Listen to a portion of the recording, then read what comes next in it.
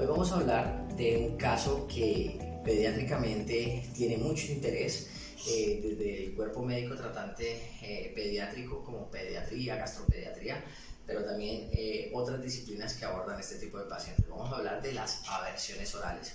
Una de las interconsultas que más llegan a los consultorios de pediatría, ya que las aversiones sensoriales orales generan un rechazo, una selectividad alimentaria de algunos pacientes que por algunas ocasiones patologías orgánicas y en otras por patologías comportamentales y sensoriales generan un rechazo a cierto tipo de alimentos. Los invito a ver este tipo de caso, no sin antes dejarles aquí dos artículos que son bien interesantes para que los puedan leer más adelante sobre aversiones orales y el manejo multidisciplinario. Pero bueno, volviendo al tema, vamos a ver el caso y espero pues que al final podamos hacer algo de discusión. Vamos. Este es un caso de un paciente pediátrico que viene a videofluoroscopia remitido por pediatría, ya que está en los rangos de los límites inferiores, entrando casi al cuadro de desnutrición, dado que el paciente ha presentado un cuadro que viene condicionado por una pérdida gradual de peso, y la madre comenta en los controles con pediatría que el paciente no mastica los alimentos, principalmente las carnes, ocasionalmente las muele pero posteriormente las escupe. Hay otros alimentos que no los muele, o sea no los mastica, y continuamente hace arcadas o náuseas ante algunos alimentos. El paciente fue manejado también por gastropediatría, quienes le manejaron un reflujo gastroesofágico. Sin embargo, todo el grupo médico tratante y terapéutico tratante consideraron que la videofluoroscopia les podía dar una mejor percepción sobre el tratamiento del paciente y sobre la condición del paciente. Paciente totalmente funcional, quien no presenta ninguna patología neurológica de base. Los movimientos que ustedes ven anormales en este momento son más condicionados por el paciente porque no quería realizarse el estudio. Sin embargo, a medida que se fue dando cuenta que no le iba a doler nada, el paciente fue colaborando un poco más. Los movimientos que ustedes observan ocasionalmente en él no son patológicos. Quien le está ofertando el alimento es su mamá. Observamos que el alimento él lo procesa en la boca como de manera prematura, tiene algunos escapes de alimento porque algunas de las consistencias no le eran como muy de su gusto. Sin embargo lo recibió y hasta ahí no observamos ninguna normalidad con respecto al patrón oromotor, que es lo único que observamos, que propulsa rápidamente el alimento, casi no lo retiene en boca. Observamos un selle palatogloso bastante irregular que permite la excursión rápida del alimento hacia la hipofaringe. Sin embargo, la respuesta deglutoria del paciente es buena, el selle velofaringeo es totalmente bueno, hasta aquí no habían arcadas. Sin embargo, cuando ya empezamos a llegar a las consistencias espesas como la compota y el semiblando parecido al puré en las escalas ITSI 3 y 4 de la escala internacional de consistencias de alimentos, empezamos a observar que el paciente generaba arcadas, sonidos de arcadas muy característicos como de un paciente que quiere vomitar. En este punto observamos que a pesar que el paciente quiere consumir el alimento que le está suministrando su madre, ya hay una información sensorial oral que le dice que no debe tragarlo, y empezamos a ver las regurgitaciones.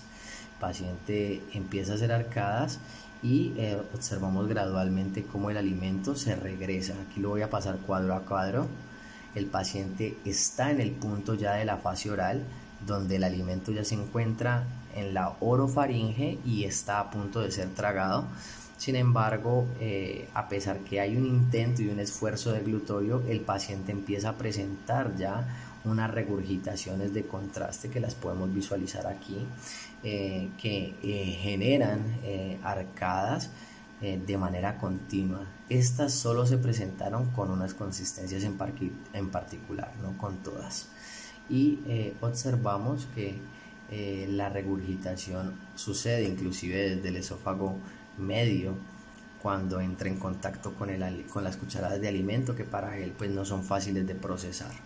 Observamos aquí una vez más al paciente intentando tragar, pero al mismo tiempo observamos cómo el alimento se regurgita por las arcadas, inclusive solo habiendo un contacto ligero de la textura de puré en la boca. En este caso ya era un puré.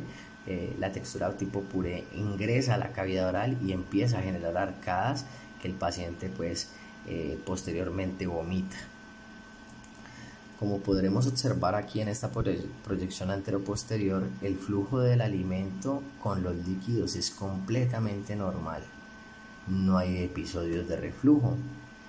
Observamos que hay un muy buen procesamiento del alimento en la fase oral y faríngea, y el paciente genera en su fase esofágica una permeabilidad aceptable, ¿ya? Y termina generando un vaciamiento completo cuando se le suministran líquidos. Sin embargo, en el momento en que se le van a suministrar consistencias como con la compota o el semiblando tipo puré con las que presento arcadas, miren el comportamiento esofágico cómo cambia completamente. Aquí vamos a ver ya la papilla.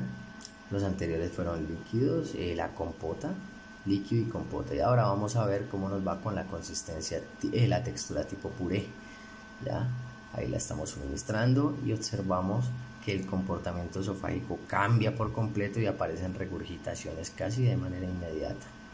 A pesar de que el paciente intenta tragar, el bolo no pasa y se regresa continuamente. Lo podemos observar inclusive en la parte superior, donde el paciente traga de forma continua, pero el alimento se regurgita. Vamos a verlo a continuación de nuevo. Miren aquí, vamos a observar cómo el alimento se tiende a regurgitar.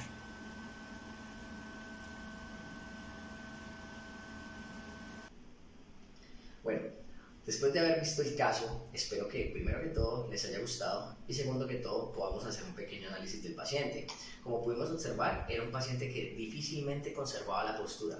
A pesar de que no tenía ninguna patología neurológica de base, era un paciente que se movía bastante, era un paciente que manipulaba a quien le ofertaba el alimento de forma constante, y era un paciente que presentaba un síntoma muy marcado, arcadas ante el suministro de alimentos tipo compota y texturas semiblandas parecidas al puré.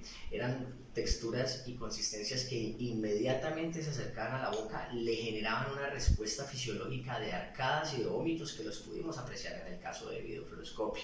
En este orden de ideas, hago un llamado a todo el grupo multidisciplinario tratante del área pediátrica: cuando sospechen de un paciente con aversión oral, consideren la videofluoroscopia como un examen que les puede ayudar a verificar cuáles son las consistencias que además están generando alteraciones deglutorias en el paciente, principalmente a nivel sensorial, y además de eso, con las mismas respuestas de este estudio, puedan implementar estrategias terapéuticas, no solo en pediatría, en gastropediatría, sino también en fonoaudiología, terapia ocupacional y otras disciplinas multidisciplinarias tratantes. No olvidemos también de que en algunas ocasiones el área de psicología puede dar un abordaje muy importante a este tipo de pacientes y modificar partes conductuales del entorno familiar del paciente, que muchas veces también tienen un gran grado de implicación en este tipo de casos. Hasta luego. Muchas gracias. No olviden suscribirse a mi canal y activar la campanita. Chao, chao.